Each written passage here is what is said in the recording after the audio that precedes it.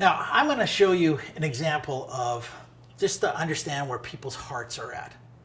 This here is a large mosque in the city of Calgary. Now, I've never been to this mosque. I've never been to any mosque. I've never studied mosques. I don't really know much about mosques. I know they meet on Fridays, but if I went to this mosque, my anxiety level would be pretty high. Like when I get there, how am I supposed to dress? Am I supposed to wear a suit and tie, or is that offensive? I don't know. Yeah, I think I have to take off my shoes in a mosque. Do you do that outside the building, inside the building? Do they have like a coat room or boot room? I don't know. I'm pretty sure that Muslims pray on prayer mats. I don't own a prayer mat. Do they have mats for rent? Do you come without a mat? Are they going to yell and scream at you? I don't know. What if they figure out I'm not one of them? And I think they probably will. How are they going to treat me? Are they going to be mad at me? Are they going to scream at me? I don't know. If I went into a mosque, my anxiety level would be super high because I don't know what to expect and I don't know what people are going to treat me like. That's important to understand because that's exactly how unchurched people feel when they walk into your church building. They don't know what's to expect of them. They don't know what's expected. They don't know what's going to happen. They don't know how they're going to be treated. In my last church, we heard a number of stories of people who came to our church the first time, parked in the parking lot for 20 minutes, white-knuckling the steering wheel, and then losing courage and driving off in tears. Talked to one lady, it took her 3 attempts to come inside of our church building. They don't know what to expect. They're often very afraid when they come. Well, how do they feel should they manage to have enough courage to actually get inside the building? Well, the first thing they do is they feel lost. Now, this is pretty absolute because they've never been in the building before. They don't know where anything is. In fact, I often train ushers and greeters to be able to recognize newcomers by just looking at their eyes. They've never been in the building around, so they're always looking around. That's how they feel. They feel lost. They feel out of place, particularly if they're unchurched. They don't feel like they belong. They don't know where anything is. Yeah, it's a pretty awkward experience. They don't feel included. Now, oddly enough, the friendlier your church is to itself, the worse this feels.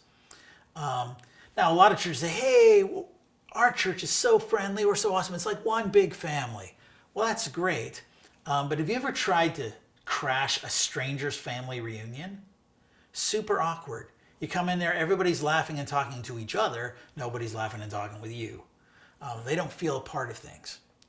And quite frankly, they feel judged. Now, to be fair, some of this is God's doing, not ours. Because the Holy Spirit literally does convict people of sin. So, that's His doing. But that's how they feel when they come in. Well, you might ask, well, why would they go through all that trouble if this is how they feel? What is it that they actually want when they come? Well, the first thing they want is hope. Now, I don't know what gods they've been worshiping in their lives. Maybe it's the god of finances. Maybe it's the god of pleasure. Maybe it's the god of romance. If I could just find my one true soulmate who could complete me. Maybe it's the god of sex. I don't know. But whatever god they've been worshiping have let them down.